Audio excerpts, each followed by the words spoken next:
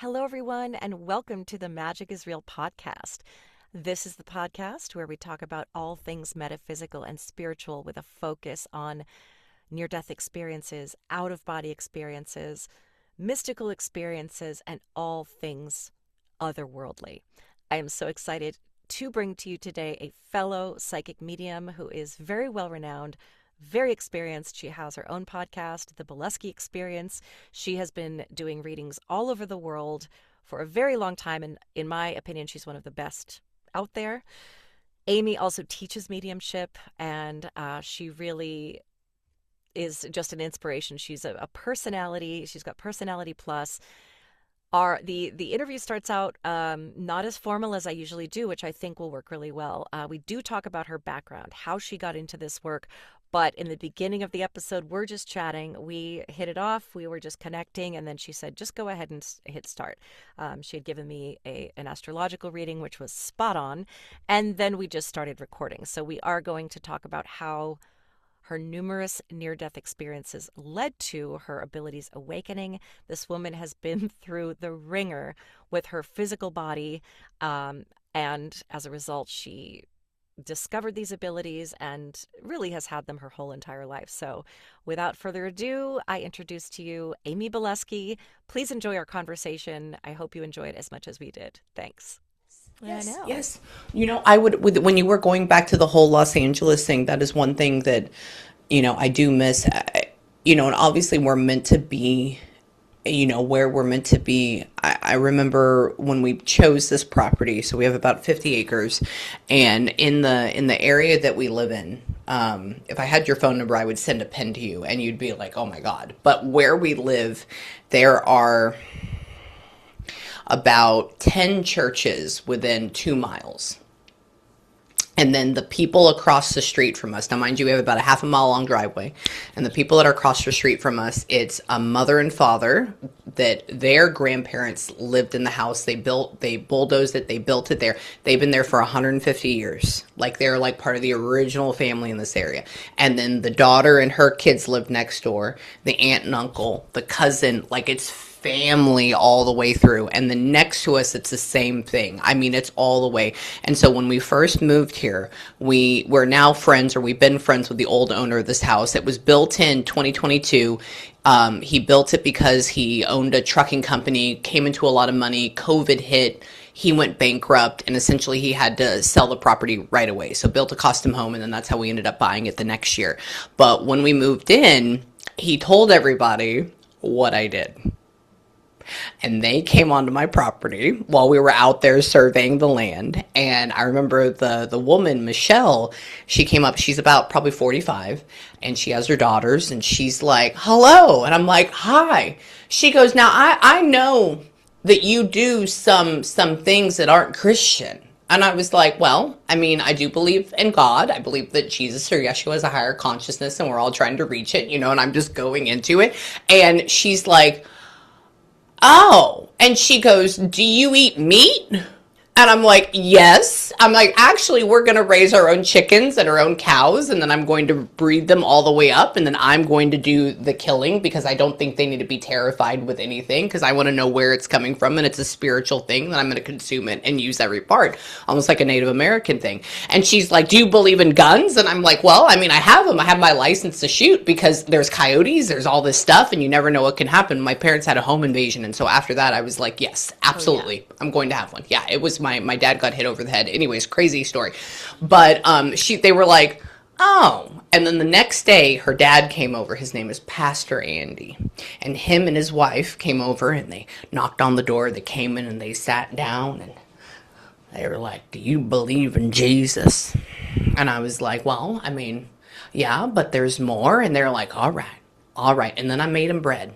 And then now the daughter of the mother that came over initially helps us with making our candles and making our products. The mother now comes over and she meditates with me. They ask me questions about life and what manifestation is. They still invite me to church, and I have gone just to show them that I'm there. And, now the name has kind of gotten through the neighborhood, and they just call me the spooky one. But now they like me, and they're very interested into what else is out there. I love that. Yeah, my dad has always been, I thought he was an atheist. My mom recently corrected me and said he's actually a deist. And never in a million I didn't tell my dad for the longest time. My Yeah. mom knew, but I was like, we didn't talk about it. And then finally, I don't even know how it came up, but maybe she said something. And I was sitting at the table with them, and I suddenly said, "How's your friend Charlie?" I heard Charming Charlie in my head, and I know that's Yes, the name of a yes. store, but But it matches. but they had told me about a friend Charlie who was so charming, and then he said, "Well, I just got a strange email from him actually." And it turned out that he had had a psychotic episode and ended up in the hospital. So after that, he's like, "How did you do that?" And I said, I just heard it in my head. And we started talking about this, and we've talked more about it. And he said, "Well, how do you not know that you're not just picking up psychic information?" I said, "Well, if I am, isn't that amazing?" However, I said, "I know It's all I'm, the same thing. yeah." And I said, "Well, it's different because I feel the spirit. Like I feel spirit here right now. Yeah. Like, Oh, yeah. like Yeah. and I'd love to know how you feel. I feel Yeah. Let's talk about tingles, it. like I call it spirit tingles. It Yes. goes for some reason. Mine is only on my right side, and I don't know why. Mine's on my left. Isn't that Mine goes strange? right.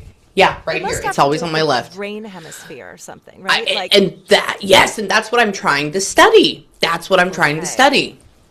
I get it from, it feels like somebody's tickle. I call it like those sharper image tingler, like those head scalp massagers, and then it goes all the way down my arm and my leg. But sometimes it's just on my thigh. Yeah, Is that yes, too? yeah, Or on the right outside here. of my knee. Yes. Yes, I know, and I'll get, Unless, and that's why yeah. it's a thing. I document it. That's why I go through and when I record or I have sessions, like I say it out loud. I'm like, okay, weird. I just got tingles on my left side, and then I try to find, because remember, patterns don't lie. The pattern doesn't lie, and Yeah. they all do a certain pattern. Like a spirit that got in my brain, a spirit that got murdered follows the same pattern each time. A spirit that got, or they decide to take their own life follows the same pattern. A spirit that's in a higher vibrational state or in like a heavenly type of state with like no worries follows the same pattern. And so when I go through and I start feeling, I I get that same feeling, and then that's how I know how to adjust my sense or tuning to reach them. Yes. And What I want about to you? know, yeah, what you mean, do you mean like it's sort of like muscle memory, I think. Yeah. Like I think like when we talk about our spirit dictionary. Like if I see the first time I saw a red balloon, I didn't know for sure, but I'm like, is someone having a birthday? And the person says yes. Then I know every time I see a red balloon, then it's going to be a birthday, which sometimes I'll see clusters of balloons, not a Yes. birthday. That means they released balloons at a ceremony. Yep. It and sometimes I still don't know because I've never gotten this symbol before. But over Correct. time, right, you start to, and you teach mediumship as well, right? Uh-huh. Yes. Yeah. Yes. Uh-huh. All the way from the ground up. I love, and I teach it too. Yes. I actually You're a want good teacher. to, thank you. I want to, I love teaching, and I I teach know. Isn't voiceover it fun? also. It's so fun. And We may I have to think exchange that. I would I be want to know voiceover. I would be happy to. Honest, I would be Okay. so happy to do that. I think that it's in the beginning when you're learning, sometimes you can just sort of look at the person and you're just thinking. And then the way that you learn is that over time you start to know what feels like a yes, what feels like a no. I still get it confused after Me doing it. too. That makes me feel better. Sometimes I'm like, I'm not sure about this one, so I'm just going to say it. Yes. And then the person either says yes or no. I always ask them, please reach out later so that because it helps me learn. That's what I tell them too. Yes. Okay, good. And they Yes. say, I now realize what that was. And I go, okay, for future, now I'll kind of know. That's how we learn, Yes, right? yes, and yeah, and even with like my students that I go teach or anybody like today. Okay, so like today, one of my things in order for me to learn is I literally tell my clients, I go, I want you to ask me questions like, what did they put in their casket? What was their favorite food? What was the nickname that they would say to you? I want you to ask me that because it expands your dictionary, and it also makes you step outside of your normal comfort zone so you learn more. So like today with the Melbourne, Australia person that they were talking about, her husband died, her mom died, her mother-in-law died, and her dad died. And she found me because of her best friend, essentially found me online. And so I'm sitting there and we're talking about her husband. He had a kidney transplant, infection, passed away of that, 38 years old. And as I'm sitting there, I said, hold on, I'm getting something. And the feeling of getting something is almost like this gnawing feeling, like this, like, come on, come on, come on, come on. And it pulls my attention. So I'm like, okay. And so I'm pausing, and then all this stuff is happening inside, and I can't, it's music. I feel in music, and then it translates into English. It's like a song sometimes. Sometimes it's words. Most of the time it's like music. And so I'm like, what does this mean? So I'm asking that in my head, but I'm morely not asking the words. I'm asking it in a feeling. This is where it gets weird. And so then I'm like, what does this mean? What are you trying to tell me? And it almost feels like somebody's in my brain and they're like rummaging around. They're like, all right. And then I get this feeling of like, call me cat, or, oh, this is our code word. So there's this suspicious but consistent but meaningful feeling. And I looked at her, I said, are you wanting to ask me like what they called you as a nickname or a code word? And she freaks out. She's like, that's what I was just thinking in my brain. And I go, okay. So I'm sitting here and I start feeling, and somebody goes, Mel. And then they show me Melissa, and I go, weird, Mel. And it just came out, and I go, Melissa. And I said, but her name was like Tammy. And I'm like, okay. And she goes, oh, you're getting close. And I'm like, okay. And then I go, okay, so what is Mel? And then it almost feels like they take Mel and they push it off, and then they developed. I said, but there's two names. And she's like, yeah. I said, two separate nicknames. And she's like, yeah. And I go, okay, so that was the push off. And then they make me hear Boo, which was a dog that they had before. And then they go, Boo Boo. And I'm like, all right, but Boo Boo didn't feel right. And I said, okay, so the second one is a nickname, but instead of it being a single syllable, it's a double syllable, and it's something with a B. And she goes, yeah. So now I can make everything else go away. I don't have to have it clutter my brain. And so I'm sitting there and I'm like, okay, what is it? You clear everything out. And they show me, there used to be a book or a video or something. I saw it at some point in my life. It was called Babar, which I think is like an English. You've seen? Yes. Was it the elephant? It's something, yeah, something like Babar that. Yeah, I think it's Babar the elephant. Yes, Babar the elephant. And so I'm like, I go, weird. I was like, Babar. I go, but that doesn't make sense. And she goes, no. And then he shows me the phone, and I was like, okay, so they didn't have you as wife or as your name. I said they had you as this as a nickname. And then I go, I'm like, all right, Boo, Babar. I don't know. It's endearing. And she goes, you're so close. I said, I don't think, and everything else that's scanning through, it almost feels like a Rolodex. Nothing is picking up. There's nothing that I've ever heard in my life, ever, that is picking up. And I said, that is as far as I can get. I said, it's endearing. I said, it's for you. I said, it's something to do with female. I said, it's B. I said, it's two syllables. And she says, he called me Baybar. And I go, where did that come from? She goes, well, it was baby or babe. And then one day he mispronounced it and said Baybar. And so it just stuck for 20 years. And I'm like, oh, Baybar. And it's because I'd never heard it before. So the closest that he could get is Babar, Boo Boo, double syllable, that. Wow. So, yeah, it's charades. Yeah. I always tell clients in the It's charades. We're about to play a game of charades with you and me and the spirit world. Mm-hmm. It's a little triangulation. And oh my gosh, I have chills about it right now. I had you on because I wanted to talk about all your psychic medium stuff. And this is also a podcast where the focus is near-death experiences. And I don't think I even knew that you were a multiple near-death experiencer, but we don't have to get into all the details of like that experience. Yeah. But I will just kind of tell the audience that when you were 5, you lost a kidney to a tumor. Yeah, that's what all this is from. Oh, I have this scar. My okay. stomach's not folded. That's a big scar that goes all the way across. So, Oh, sorry, I have a sunburn on my stomach, so I'm normally not that red. yeah. Well, and so But you had yeah. a near-death experience at 5. Then, if I understand, were you 23? That just number sticks in my mind. No, yeah, yeah, you're Yeah. okay. So I had the near death experience at 5. Essentially, the tumor was the size of a basketball in a 5-year-old, and it had encompassed my kidney, part of my intestines, and part of my liver. And because Wilm's tumor was so new at that point, when they were doing the surgery, it was so vascular that I ended up bleeding out on the table. That's what happened. They ended Wow. up bringing me back to life, heart stopped, all that jazz. They gave me blood. I was in there, recovered. Everything was good. And then when I was in sophomore year of high school, I ended up getting bacterial meningitis. And I had it for about 2 or 3 weeks beforehand. I didn't know. I just kept having terrible headaches. I'd take Motrin. I would have a fever. They would go in. They thought that I had something else, so they'd give me antibiotics so it kind of calmed down. But it got so bad that I ended up missing school. My parents thought I was just having migraines, and essentially, let's just say it went really bad and I went septic, and then they were able to bring me back. The big one was at 25,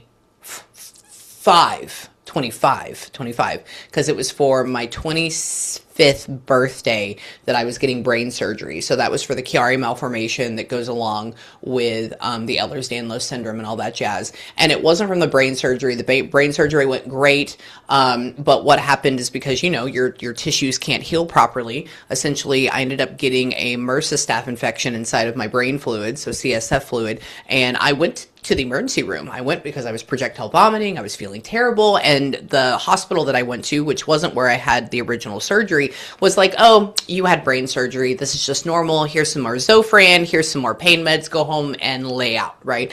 And after a couple of weeks, essentially of laying in bed, not being able to do anything or see, one morning I woke up and my scar on the back of my head had opened up, and all of my CSF fluid was on my bed. It had burst open because I had hydrocephalus so bad, and from there, because of the infection, the sepsis, the brain fluid, my body went into shock, and I ended up dying when we got to the ER, and they were able to bring me back after 2 weeks.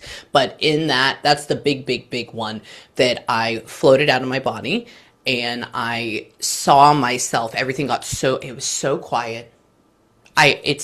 And now I hate noise. I hate loud noises. Like, my husband's father is over here, and he just came in right now, and he's wanting to watch a movie later. And the thought of having a loud superhero movie on just hurts my brain. Just, oh my God, it's just terrible. It, like, grates at me. Oh, so quiet is a huge thing, and you become more sensitive to light and sound. But I remember when I floated up above my body, I could hear my voice, but obviously I didn't have a voice box, and all I wanted to do was tell my mom how much I love her. And I remember when I thought about going to go see her, because she didn't know I was dying yet. Like, they brought me in, I was feeling really bad, I was terrible. I remember looking at the nurse, telling them, please don't send me home, because I was afraid from my previous emergency room that they were going to send me home, and they were like, no, we're not going to. When I thought I want to go see my mom, I went through the wall and I was on top of her, and I was looking at her book, and I was just like, I love you so much.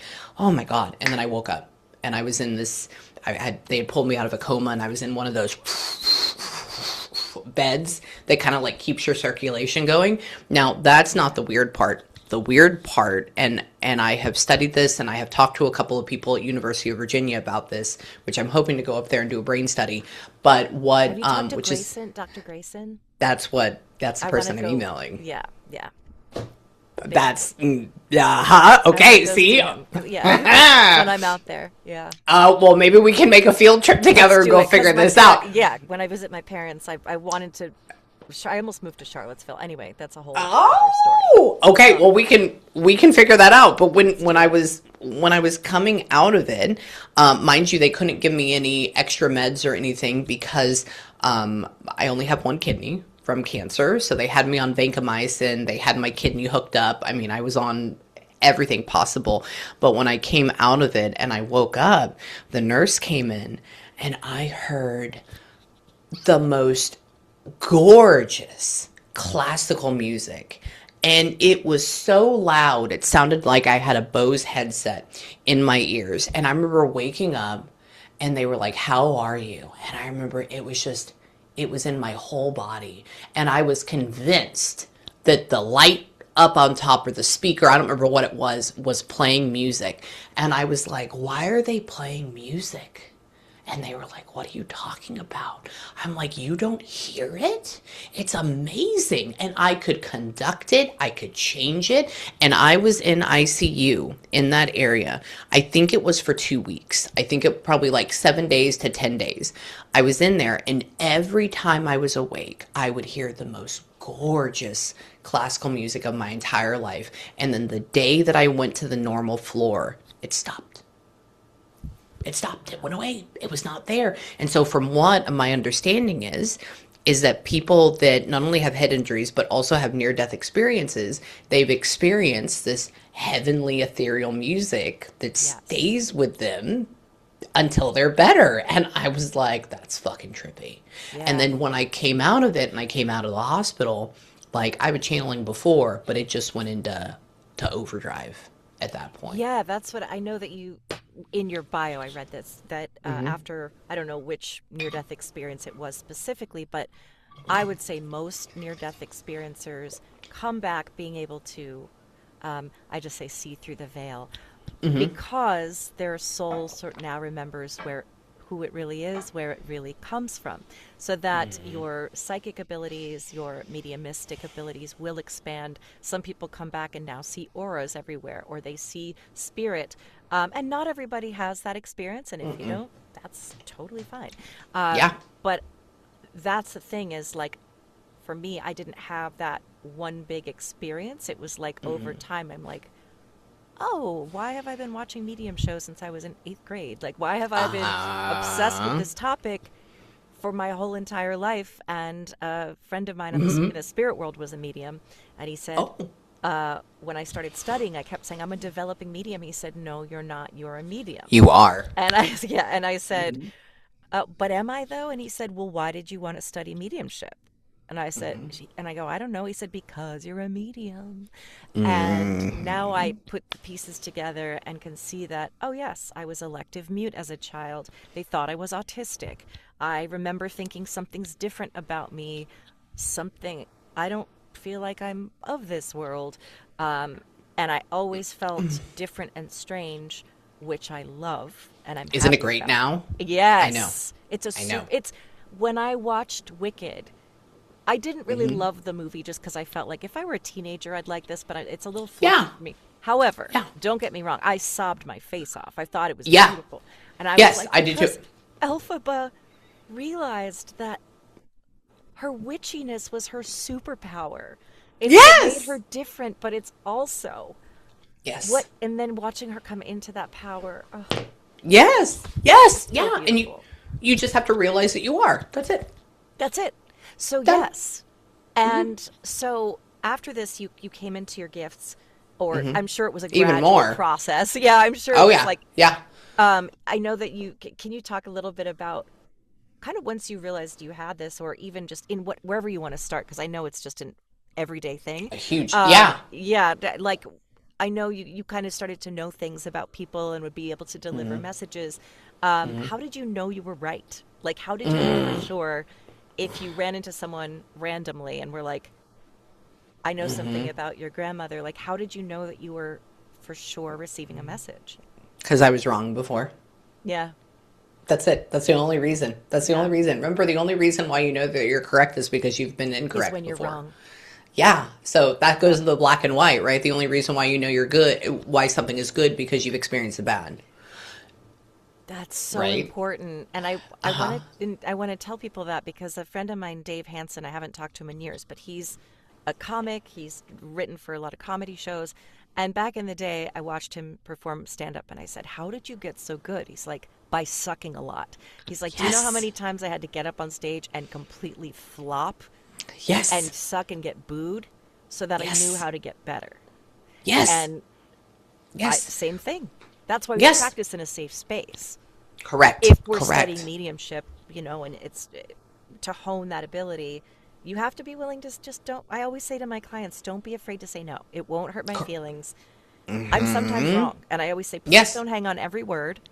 Correct. Know that my own thoughts get in the mix. So please, the goal here is to be 75% accurate, I'd love to be more, but let's focus on, just be aware that I might actually be wrong sometimes.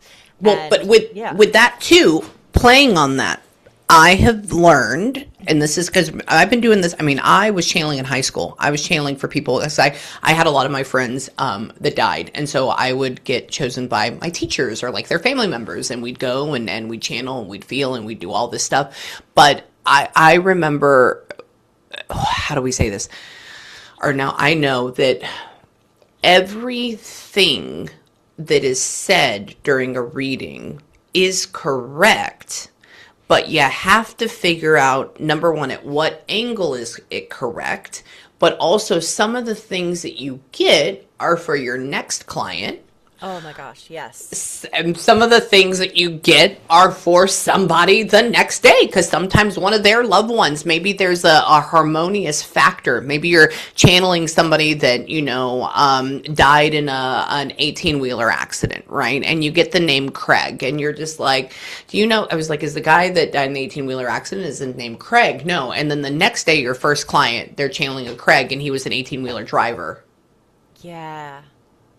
So as long as you make those, that's why I like to record everything. As long as you go through and you make those mental notes and you write it down, or even I go, you know what? I don't know if this is correct, but when I get it right tomorrow, maybe the next client, I'm going to email you with permission the part of that session, and I'm going to show you how that is, right? And so that's what I do. I'll go and I'll ask my other client, and I'm like, oh, this popped into the last one. Do you mind if I clip this out and show it to him?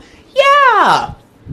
Oh, yes. I actually once had a reading set up, but it was a practice reading, so it was all good. It was just a student, and she called in from Sweden, and everything was a no. I'm like, there's this woman named Shirley. She plays bingo. She wears big glasses, nothing. And I'm like, okay, I'm so sorry. I know what it was. I had a reading that day, but she didn't show up. So I put online, does anyone want a reading while I'm all fired up? This woman said, I'll take advantage. Nothing resonated. The woman came back to me who had not shown up, and there was some misunderstanding. She had the time wrong. And I think I took her anyway, which, it turns out that woman was her mom. She played bingo. She had the big glasses. Spirit knew. It was like, you can't replace me. I am going to get my message across. I am already here. I'm ready to go. And my daughter's not ready. But this woman from Sweden, we don't need to talk to her. It was like, no, my daughter's coming, and we're going to have this conversation. Yes. And that is how it works. And as long as you document it and say it, or like if you just go, hey, or my favorite thing is to say, if I'm feeling iffy, I'm like, I don't know if this is correct. I'm getting like a slightly mixed feeling. And it's usually because after I get it, I'm like, all right, I don't know if they're playing off of my life or if they're playing off of yours. I'm just going to tell you both ways that I think this could go, and then you let me know. And it is by far always the first one. You're right. And like I recently did a reading where nothing was clicking. But then all of a sudden I heard the name. I won't use her real name. It was an unusual name, though. So I'll just say her name was like, I don't know, Gem. It wasn't. There you go. I'm just trying to pick up. Yeah. So I said, do you have a friend named Gem? And she's like, yeah, that's my best friend. I said, I have this feeling that these are for her. So she calls up Gem, runs all this by her. This is all for her. And then I said, I'm so sorry. I mean, this is great, but I'm sorry you didn't get your reading. She said, you know what? I just wanted to get a reading for the experience. And I prayed before and said, if there's anyone in my life who needs a reading, and they want to talk through Shannon and give me messages for somebody else, I'm totally open to that too. I just want to experience that. And I said, you literally asked them, and that is exactly what they did. Yes. And the reading was for her friend who needed it more than she did. Yes. And that's it. That's all it is. And then you have to accept it, and then you move forward. And you can't hang on it. Now, people always also ask, they go, how do you deal? Okay, I'm going to ask you this question. People always ask me, how do you deal with the trauma that you experience from the person passing? What is your answer to that? Oh, yeah. I want to know yours, too. Okay, go for it. I somehow have this ability to hold space. Like, I'll cry with you. I'll I'll have so much empathy, but I don't, it never bothers me. But there was one time, it was the first time this ever happened. And I was at a psychic fair it was the first time I ever did a psychic fair. And this teenager sat down, and I'm like, okay, I have your uncle here, and this is how he's being described to me. And all of a sudden, the room started spinning. I got so nauseous.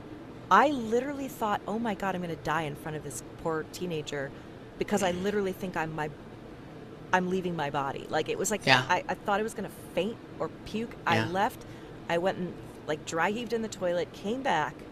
Turned out that her uncle, the way he had passed, I said, I feel like I'm drowning, was that he had been convicted of child, I won't say it on here, so we don't get, so it doesn't get, and he was about to go to court, so instead he took his own life.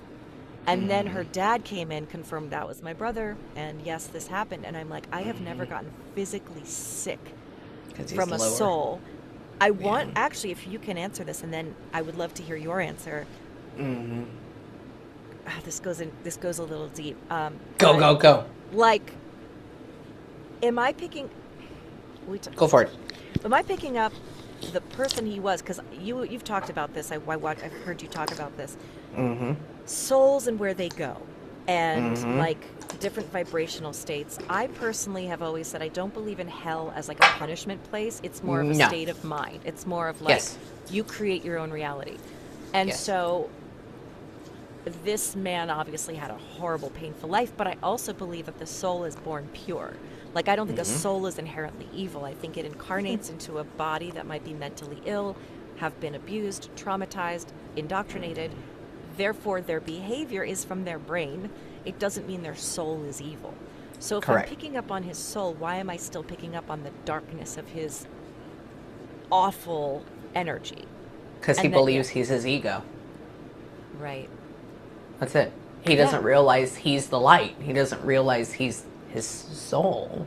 So he's acting in that lower or denser vibrational state, and he's allowing that to become him. So therefore, he goes or matches or harmonizes with a lower state until he realizes through helping others which are alive, or I guess having this, silent time where he realizes that he is the light and he is more. And usually that's why we're here, so we can, understand ourselves through other people. Clearly he decided to screw that off, and now he's going to, I like to call it like a holding tank, right? But it's neither bad nor good. It's just something that matches his resonance. And then at some point, usually through helping other people that he screwed over, he will then realize that he is this light, or he is this soul, and he'll shed this version of ego, and then he'll move up. That makes sense to me. What about you? Because I don't necessarily. I've had like spirits say, "Oh, I had one say I was in jail. I was a bad person," and my sitter said he tried to kill me. He literally tried to kill me. Yes. But I didn't take that on. I don't know how. I just didn't take that on. And I'm able to. I don't know why, but I'm able to hold a lot of space for people's grief without getting attached. To it. Yeah. Well, and I think it's because that's their story. That's their narrative. That's their experience. And I know this is going to sound a little harsh, but how dare I try to take that on as my own? Because that's their unique experience. And so I can feel it, but I don't need to take it on to a point where it becomes my own narrative or my own story, because I have to respect that that's their individual, experience. That's it. That's it. Do you I should admit, I don't do anything after a reading. I don't ground. I don't do anything. You don't need to ground. You're already grounded. Yeah. I'm not traditional. You're protected. In the sense that's how I feel. I feel that I'm in a place of light, and I don't feel afraid of spirits. No, if you already believe that you need to protect yourself, you've already, excuse my French, you've already fucked it all, essentially. If you believe that you need to protect yourself, then you're already living in a state of fear. So therefore, you will only get or match the spirits that emulate that, or maybe are in that lower state, or you won't get as much clarity because you yourself are distorting the vibration being in that state of fear, even though you don't think you are. By believing that you need to protect yourself, you're already setting that baseline for it. Yes, and before reading, I always do a prayer to set my Me too. intentions. Okay, good. Yeah. I was going to ask, I often don't Yeah. have time to meditate beforehand. Uh-uh. Do you even Uh-uh. do any of that? Yeah, so I go through and I light my candles and I tell everybody that I love them. Please come in, whatever, whatever happens, happens. But during my day, obviously I edit my own content, I shoot my own content, I do all my podcasts, like all that stuff. I mean, I do have an editor for like my long YouTube content, and he'll follow me around and shoot stuff, like do camera stuff, but I do it all. And so during the day, I don't watch the news, I don't watch social media, I don't learn about anything that's going on in the world because it doesn't Oh, yeah. matter to me in my area. And so essentially my whole day is kind of like a meditation and reflection.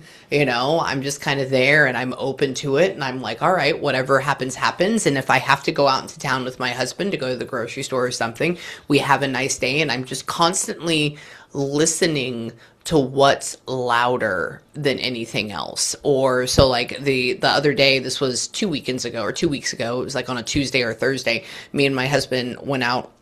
We had to go to Tractor Supply, talk about being country. Had to go to Tractor Supply, and then we went to go to this diner and went to go eat and have breakfast. And so while we're sitting there, there's a table next to me with a girl, and then there's an older gentleman. Clearly they're having a work meeting. And, the area is loud, and we're just sitting there, we're eating, and all of a sudden I hear, oh my God, and I'm going to be 30 on March 26th. How cool. So why in that moment did I hear that? Why was it? Remember, everything happens for a reason. Every moment happens for a reason. Where you go, what you see, what you do, and it all has a reflection, especially when you channel 24/7. It all has a reflection in something that you're going to have happen later on in a session, or at least in my world it does. And so my husband looks up at me, and he now catches on, and he goes, did you hear that? And I was like, yeah. I was like, something to do with March 26th and being 30. I don't know what. My first session, my first client, their son, born on March 26th, he's going to be 30. That's it. Oh my Done. goodness. I have to trust Yeah. him. I mean, I already work on this Yes. all the time, but there are times when I'm like, oh, I was just wrong. No. That is so true. I love talking about synchronicities Mm-hmm. in so many ways, manifestation, but also Mm-hmm. that. I recently asked Spirit, I do this all the time. I'm doing Yes. the Gabby Bernstein Manifesting Challenge. I do it every first of the year. It's a Yeah. 21-day little thing. Way And to go. she's like, ask Spirit to show you a specific thing. And this is just to boost our faith, right? Yes. And I said, I'm going to just go with Ren and Stimpy. Don't even know where that came from.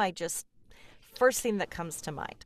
By the So way, now I'm going to see that in the next 2 days, and I'll send you an email please with pictures do. or a message. It'll show up.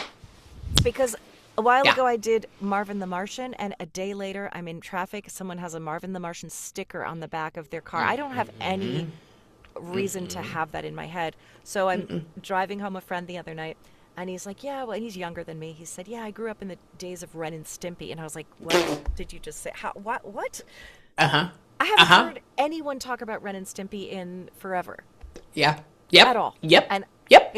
it's just so. What is that? Let's talk about synchronicities. Do it. Okay. Synchronicities. It's just everything. It's a big little. Yeah. Little. This goes back into, again, everything happens for a reason. And the more, God, how do I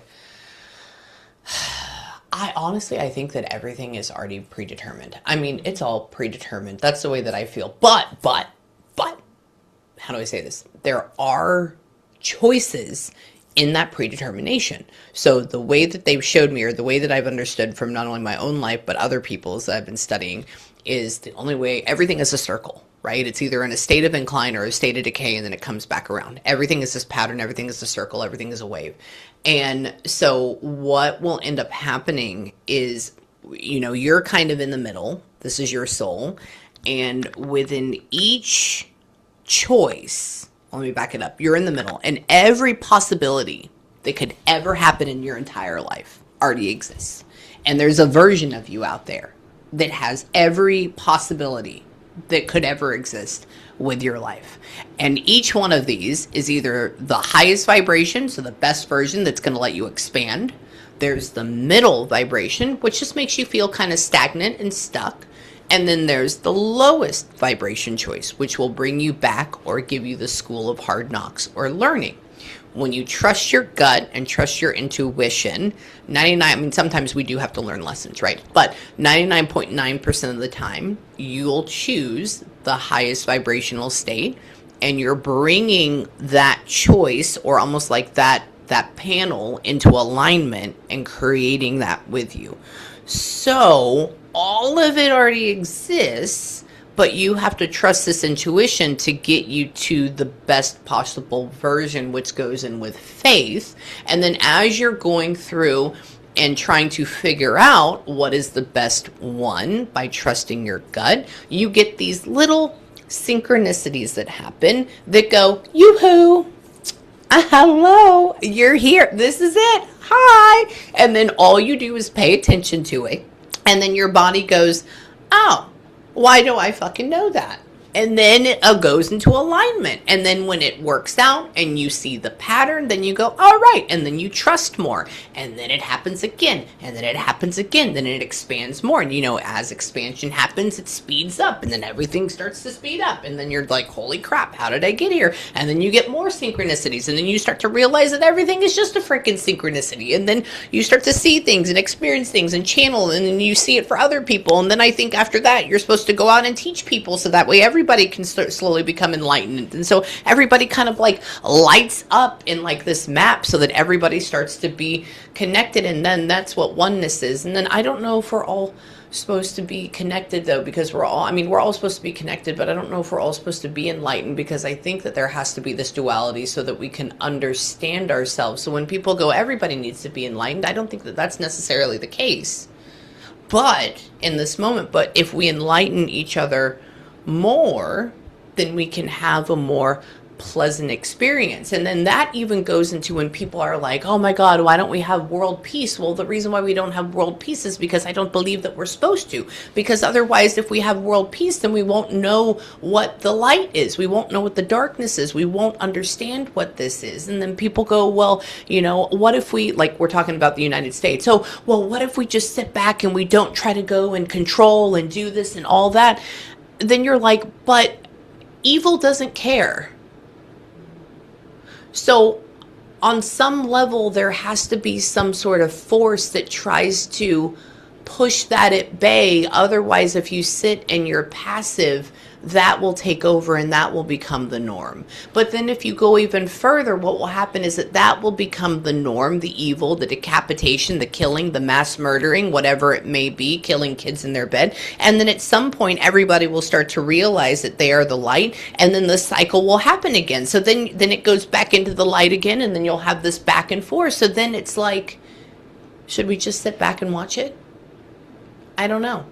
That's my whole thing. Because people are, right now everybody's like, oh, well, what do we do about, I hate to go into like world news, but like, what would we do about Iran? I have a friend that his mother was slaughtered directly in front of him.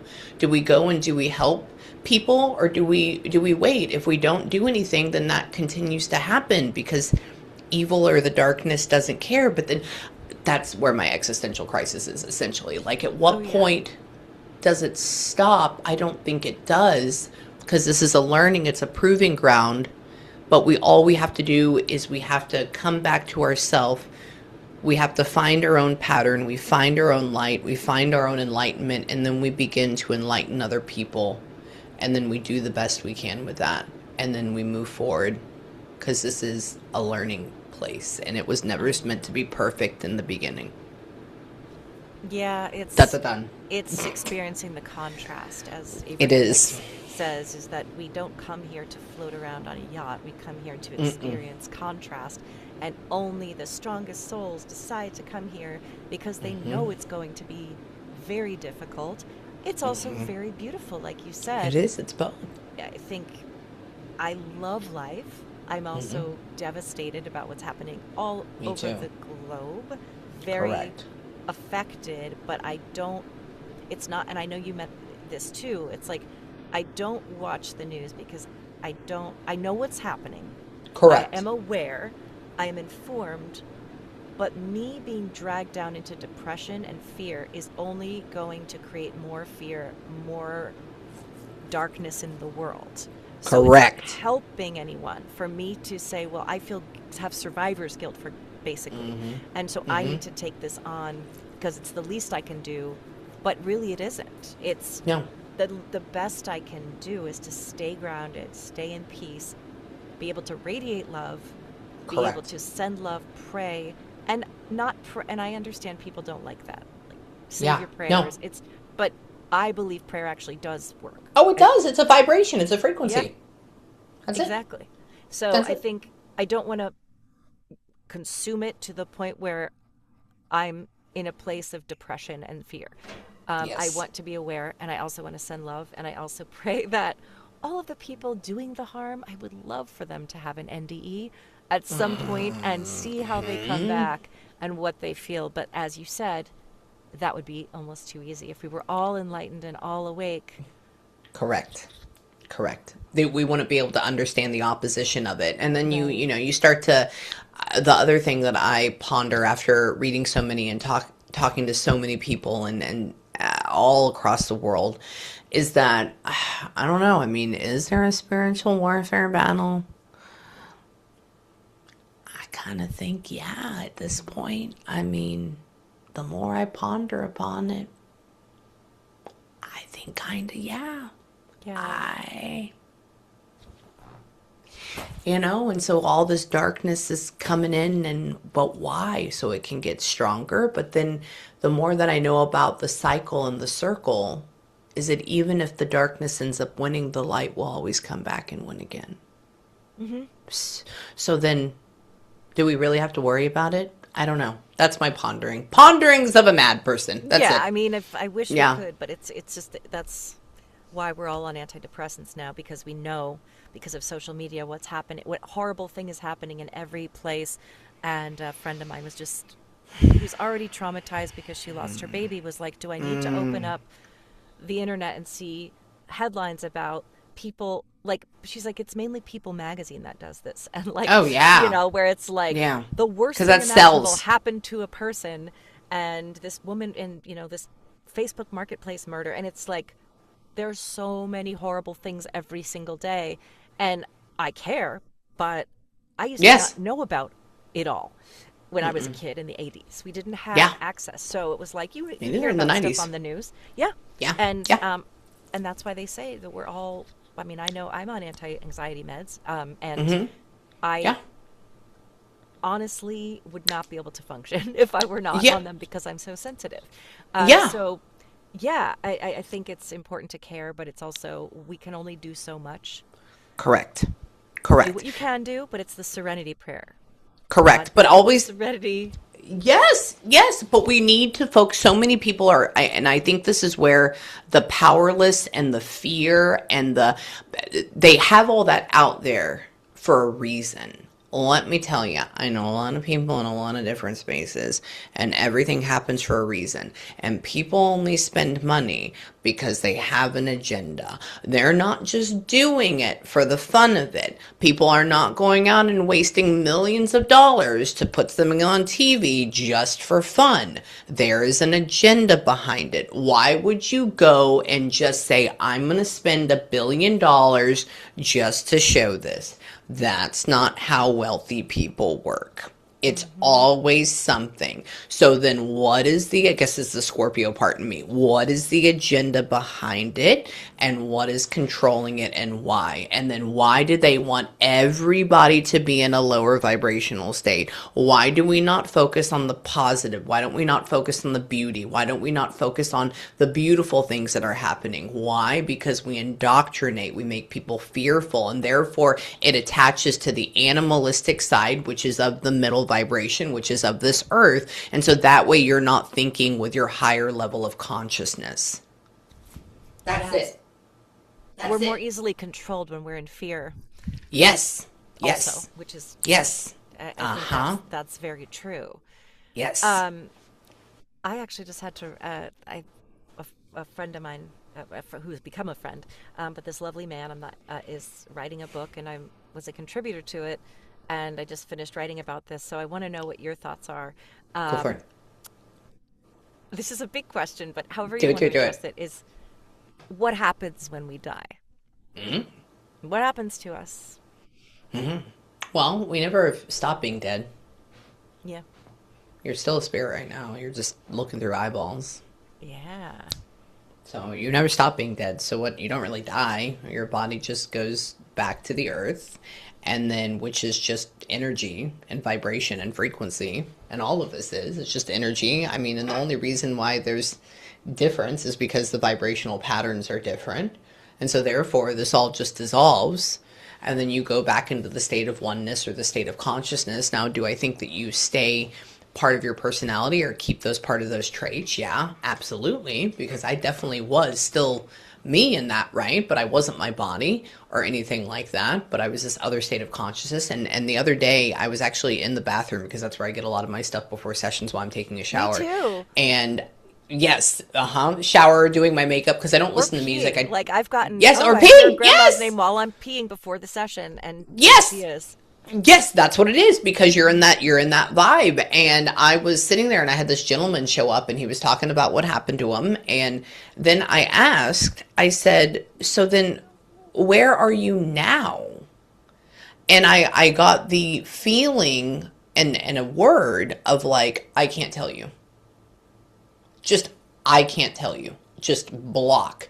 And I was like, okay. And I know we create our version of heaven. But I also think that we're not supposed to remember all the way. Otherwise, we'll want to go back and delete ourselves. Hmm. We'll want to go back. And so right now, we're not supposed to fully know. But yet we do know. That's it. But Yeah. it exists. You create your own version of what I like to call heaven. Hmm. You exist with all your other loved ones, which are also versions of you. You enjoy whatever life after life. It's not even an after, it's just a change, just like walking into another room. Hmm. That's And what I always say. that's it. It's just walking, and then you just continue. But I don't think our physical animal brains can understand forever. Yeah. That That's makes it. my head, like when I think of the universe continually expanding, I'm like, I can't, Yes. because we can't fit it into a paradigm that we can relate to. What do you think about soulmates? I think your soulmate is yourself. Yeah. And then once you align with what you are and you realize what you are, which is forever changing, and you accept it and you go into that level of flow state and you act in the highest good. I mean, yes, everybody can get angry. Like I get pissed sometimes. That's perfectly fine, right? I mean, I have a little bit of a fiery thing in me. But I think once you find this higher level of you or whatever it is, then you end up attracting somebody that harmonizes with you, that matches you, or that teaches you a shit ton of lessons about yourself, like compassion or not abandonment or whatever it is. And that would be a soulmate. But I mean, soulmates don't always have to be in a sexual way. It can be your dog, it can be your Yeah. mom, it can be your brother. But I mean, people are like, I'm trying to find my soulmate. And I'm like, you have to really love and understand yourself first before you attract somebody that is. Otherwise, you're going to get the same lesson over and over and over again. Yeah. That's it. Yeah. And What I about you? think a soulmate doesn't necessarily need to be the dream person that you want to spend your life with. One of my soulmates is the person who broke me down so badly that I learned that I was a sex and love addict and ended up in recovery because this person had, I don't want to diagnose, traits of Okay. narcissism. Yeah. Also major sex and love addict. Yeah. We are both in program now, but this Good. wasn't a person I was meant to be with. It was a person I was meant to have the most painful relationship of my life so that I would want to delete myself because the pain was so excruciating. And thank God I did not. But somebody came in and said, I recognize this pattern. This is what happened to me. And it led me into a 12-step program that I think you could Yeah. benefit from. And without that person, there's no way that I could have, well, it would have been another person. It would have Yes. been another person in another form, because this was one of the biggest lessons I had to, and it did come in different forms. So I Uh-huh. also think that there are soul groups. Don't Correct. ask me how they're organized or how Nope. many there are, or, Nope. but I do know that it's not just one. It's Uh-huh. like a group of us that recognize one another, and we say, in this life, I'm going to be your mom, and I'm going to be a bad mom. I'm going to be a pain. I'm going Yes. to, thankfully I got the best mom. Oh, beautiful. I chose an incredible mother, Oh, and but it's like, maybe I'm your child. Maybe I teach you about compassion, or I teach you about assertiveness. yeah. Some of my greatest soulmates are the ones that teach me about self-love. They Yes. can't love me the way that they can't love me because of their own wounds, and therefore I have to learn about self-love. And it doesn't mean Yes. that we're meant to marry each other and live in bliss. Mm-hmm. And then some people, I think, do end up married to their best friend, and Yeah. they really are, they have something Yes. beautiful, and that was their path. But I don't think Yes. that I don't believe in soulmates, like you said, that are as a romantic concept, as much as Yeah. it could be your mom that's your soulmate. It could be a Correct. best friend. Yes. Yes, correct. And also with you, you're talking about addiction. It's interesting. Most mediums have addiction issues or have had addiction issues. Is it because Yeah, we're all of them. empaths and we Uh-huh. feel Well, because so deeply? correct. And we also like the excessiveness, and we like the safety feeling, and we like the pattern as well. So all of that. I mean, what was it? Me, I love nicotine. I have now Yeah. been sober all the way for what, 7 years now. I mean, it got to a point where I was having like a bottle of wine a night, and it was like the Chianti, like the hardcore, like the 15%. And I only had one kidney, and I was like, I remember it was bad. It was only bad for about 6 months. But it got up to that, and I was peeing purple.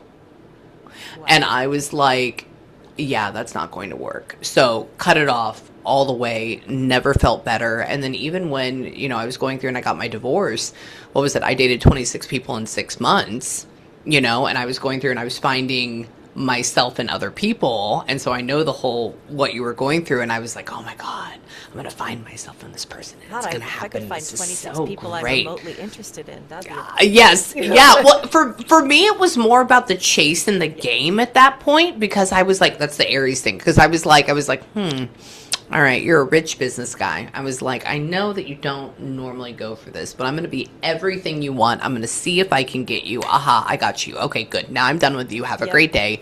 Let's move to the next one. Like, that's what ended up happening. And it wasn't about getting money or anything. I didn't ever get that. It was about finding that worth through that Yep. person. And then when I finally realized that that was happening, I went through and I overanalyzed, like, why did I like that person? Why did I want this person? Why did I like this person? And it was because I was looking for parts of myself in them. Yeah. That's it. And then I stopped, and then I essentially became like celibate. And then my husband popped up out of nowhere. And I was like, all right, this works. And then when I started dating him, it was our first date, and we had this amazing time. We went to dinner, we went to bowling, we went to saw a show, we were I mean, it was great. And he essentially came and he dropped me off at my house, or off at my apartment. And he was like, well, it was like 2 o'clock in the morning. He was like, well, the night doesn't have to end. And I looked at him, because I was a man eater. I looked at him, and he says, yeah, and he says, I can come in. And I go, no. And he goes, why? I said, because if you come in, I will have sex with you, and I will not talk to you again. And he looks at me and he was like, no, it's going to be good. I said, no, it's not about that. I said, I will have conquered you, and I will not want to talk to you anymore. Way It'll to be know your over. patterns. Yes, that was my pattern. And so he goes, really? I go, yeah, just don't. I said, we need to date for a while before that happens. And so you know what he did? He looked at me, he leaned over. I thought he was going to give me a kiss. He gave me a kiss on the top of my head. And he goes, well, good night. Touche. And I was We like, love him. oh, I know. And I was so mad. I was like, how dare you kiss me on the top of my head? What is that? Oh, it was. But I was like, I it was know. like taming a dragon. I was like, oh. And then anyways, essentially went through 5 or 6 different dates. Then it happened. And obviously then we became really, really close. And it was great. So I recognized the pattern. Yeah, That and was you it. said, what were you going to say about nicotine? Oh, nicotine. Oh my God. Because it makes you feel calm. It made Yeah. my brain feel calm. And, it does work for ADHD. It works for all that stuff, but it's just, how you get it. But it also started making me feel very agitated. And then I noticed that because of my EDS and I go through and my body metabolizes drugs or meds or anything so fast, I was just doing more and more and more and more. And I was like, I have to stop. I can't. Yeah. So went cold turkey on that as well. And then now, I mean, pot, I don't like the way it makes me feel. And yeah, so now I'm just here. That's Yeah, it. well, Yeah. and for anyone who doesn't know, EDS is Ehlers-Danlos syndrome.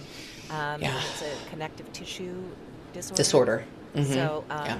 you can look. I could go down a rabbit hole about that, but we'll look it up. It's Mm. more common than you would think, Then you think. and it's Mm-hmm. also led to you having even more near-death experiences through your treatment. So, Correct. Correct. yeah. So, and yeah, I think that is that. Like, I know that I'm addicted to my own brain chemicals, Mm-hmm. dopamine and oxytocin, and those are the Mm-hmm. drugs that.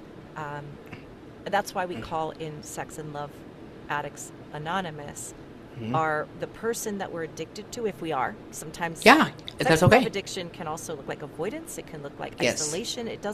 It's not one, it doesn't mean you're addicted to sex. It could be that No. it's any kind of dysfunctional relationship around intimacy, really. Correct. And our intimacy with ourselves. So, uh, um, where was I going with that? Oh, It's okay. that what ends up happening is that the person that we're addicted to, we call our qualifier because they qualify us as an addict. So it's those people that light up our nervous system. And Mm-hmm. so our brain starts releasing dopamine and oxytocin like on crack. And there's that high, and everyone experiences that to a degree, after intimacy, unless you've had severe trauma. But Yeah. the problem is that with people like me, I can get so high off of it that Yes. You want more. I just want more and more and more and more. And Yes. at the same time, I'm also avoidant, but that's a whole other. It's then Yeah. also it overwhelms me, and then I start to get Mhm. smothered and feel like get out of like the praying mantis Uh-huh. system, like nothing like you. Yes. So Yes. that's Yes. what that is. Is you're overwhelming yourself with your own hyperstimulation, and your nervous system feels crazy. So, so we can't. These are just. I talk about this a lot on the podcast. I'm writing a book about it. I'm glad that Yeah. we do talk about it because addiction can look like so many things. Oh, It yeah. could be shopping. It could be, Video games. it could be anything. Gambling. It Mm-hmm. could be a substance. And for me, my drug of choice is connection. Yeah. But Mhm. I've learned healthy ways to express it and to give love and receive love without it having to be sexual, without it having to be. I'm a nanny, 1 year olds, Oh, and I yeah. get my dopamine hit from her. I get it from my Yes. cats. I get it from Yes. meeting you, like right now, like Yes. just us getting to know Yes. each other, um, Yeah. and I think the beautiful thing is that the connection. It's not just in this physical world. It's really I believe we are all one. Like we are. Oh, absolutely. Like you are part of me. I am part of you. I think we're all part of God. Mhm. And that's Yes. where a lot of Christians don't like what I have to say about that, but it's that because people sometimes want to think, oh, God's up here. No, But it's to in you. me, we are God. We're expressions of God. We are. What do you We think are. about that? Absolutely. Yeah. Christ. I mean, Jesus, what was it? People, oh God, now we can, that's a whole nother level of I talking know. about how the normal version of Christianity is a demonic blood sacrifice, but we'll go back into that later. So no, I went through and I read all of the different books. Like I wanted to figure out what was this? Where was the truth in it? How does this work? But no, what was it? There's been multiple, obviously, levels of Christ, or there's multiple levels of Christ consciousness that come down and inhabit a body and tries to enlighten the world or whatever it is. And, essentially, if we think about what was going on during Jesus' time that we believe happened, we can't even document properly what happened a year ago.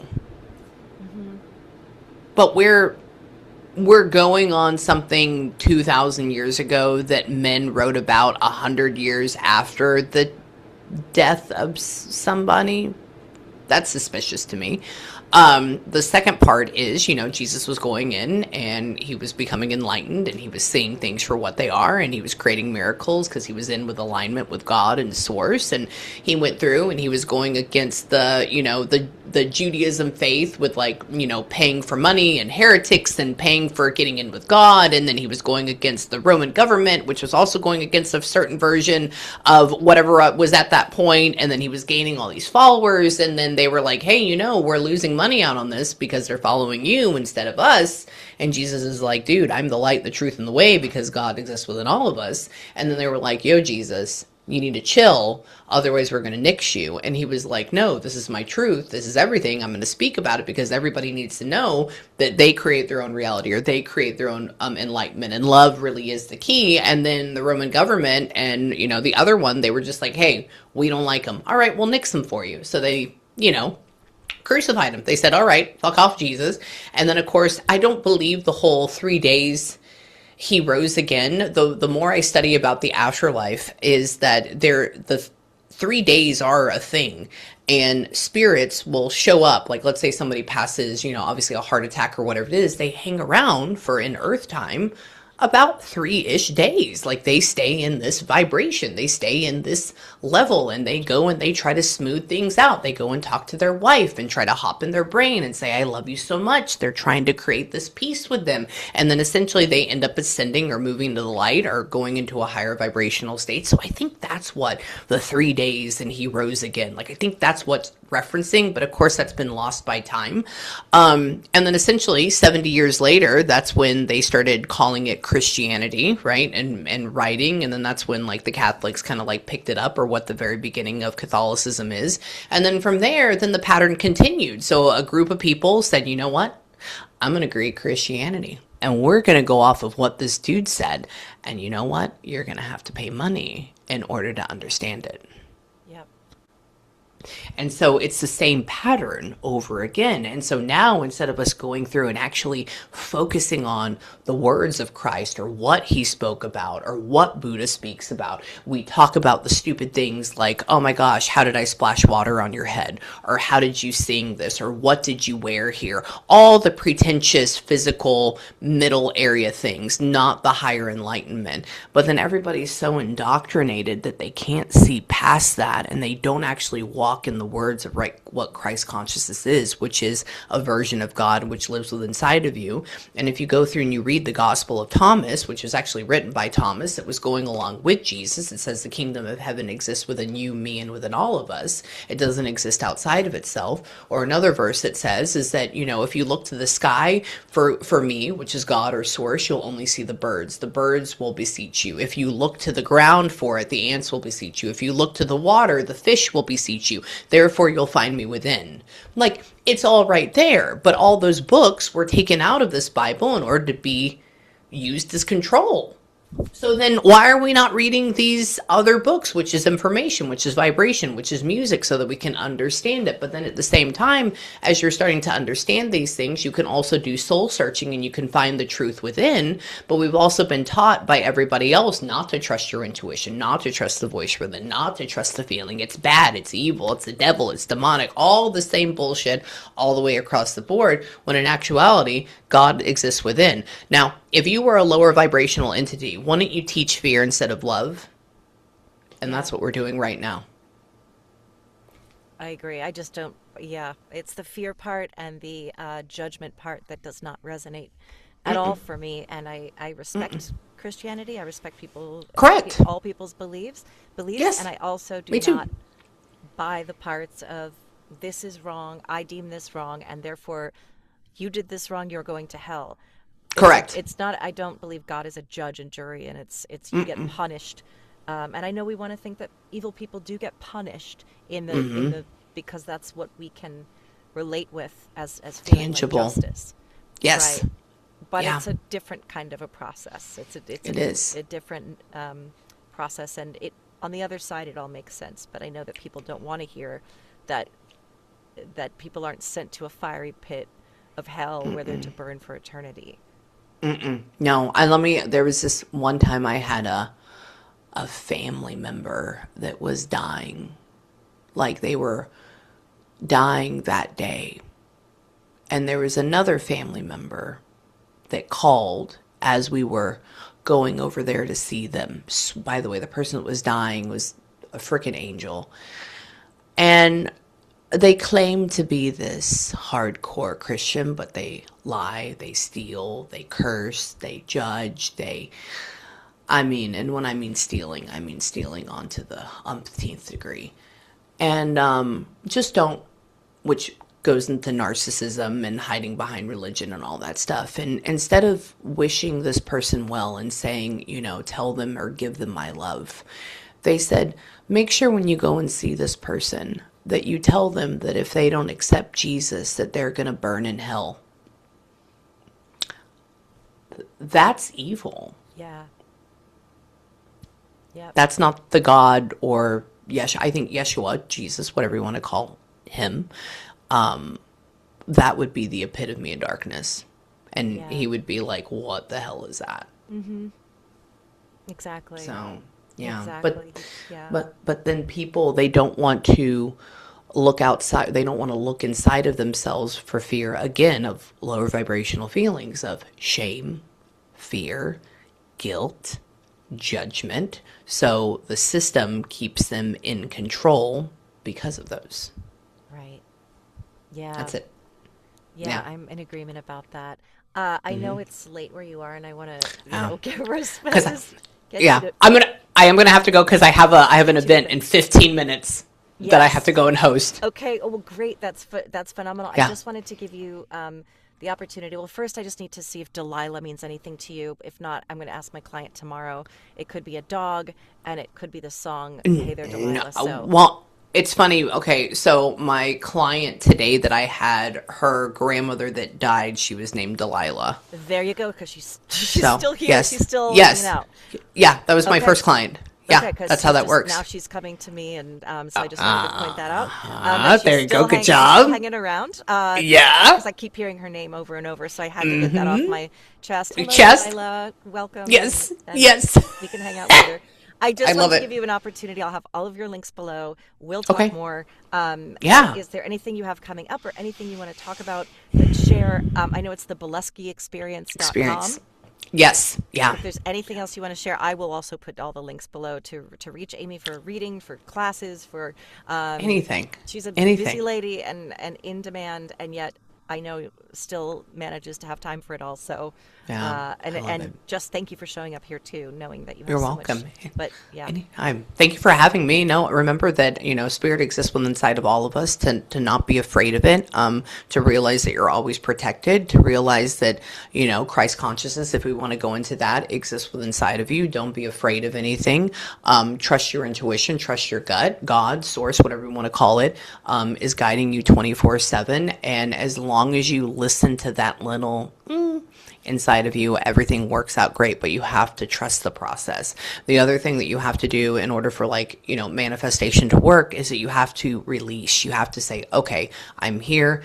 Everything is good. What is next? I'm allowing this to happen. I'm excited for this to happen. So you have to get into that state or that feeling of yes, that type of energy, and then therefore things start happening to you. But remember as well, if you've ever thought about wanting to have a session and one of your loved ones keeps popping in your brain, it's because they want you to have one. They want you to connect. There's something going on. Remember, again, everything happens for a reason. We just have to figure out why and be patient. Thank you. I always ask what your last words are, and you just illustrated that perfectly. Amie Baleski, thank you so much for taking the time, and we will be in touch very soon. Thank you. You're welcome. I love you, Miss Shannon. It was fabulous seeing you, and message me. I will. Love you, baby. Bye. Love you. Bye.